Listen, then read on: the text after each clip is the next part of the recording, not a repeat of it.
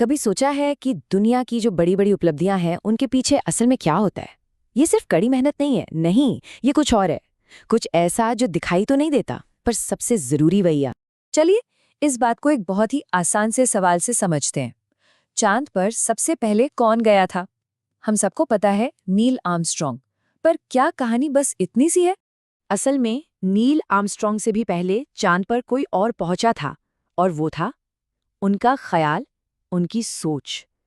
ये कोई अचानक से लिया गया फैसला तो था नहीं। किसी भी मंजिल पर पहुंचने से पहले वहां हमारा विचार पहुंचता है। तो इसका मतलब क्या हुआ? इसका सीधा सा मतलब ये है कि किसी भी लक्ष्य की तरफ पहला कदम उसे हकीकत में करना नहीं है, बल्कि उस लक्ष्य को अपने दिमाग में एकदम साफ साफ सोचना है। देखिए, 1969 में नील आर्मस्ट्रॉन्ग ने चांद पर कदम रखा। पर ये जो ख्याल था, ये जो सोच थी, वो तो 10 से 15 साल पहले ही पैदा हो चुकी थी।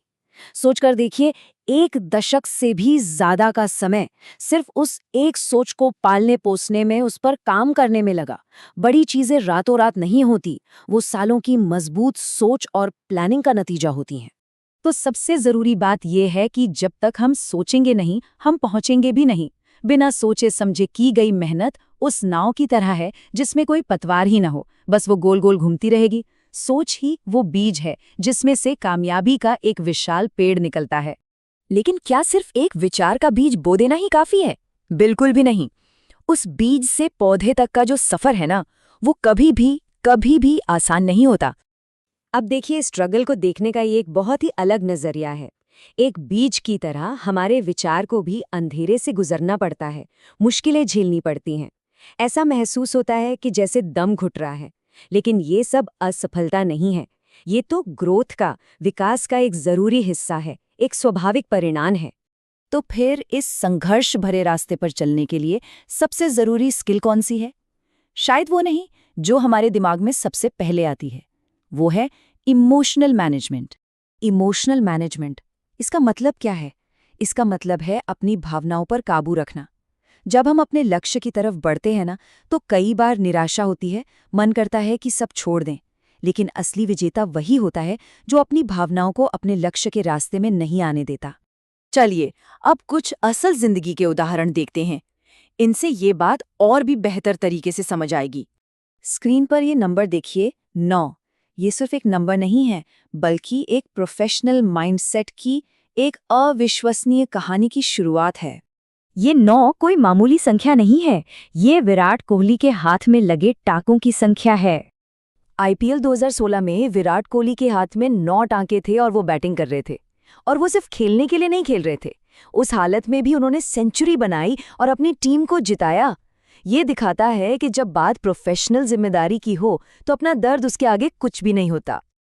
और ये बात सिर्फ क्रिकेट तक ही सीमित नहीं है।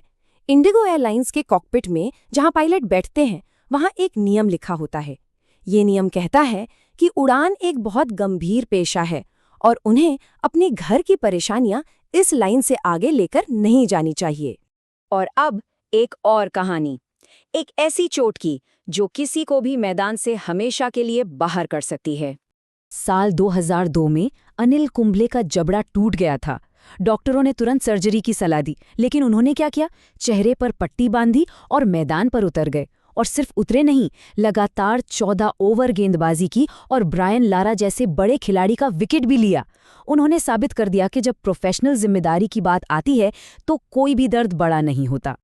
तो अब सवाल ये उठता है कि इन जैसे प्रोफेशनल्स की मानसिकता के सामने हमारी अपनी मानसिकता कहाँ खड़ी होती है? जरा इस फर्क को देखिए।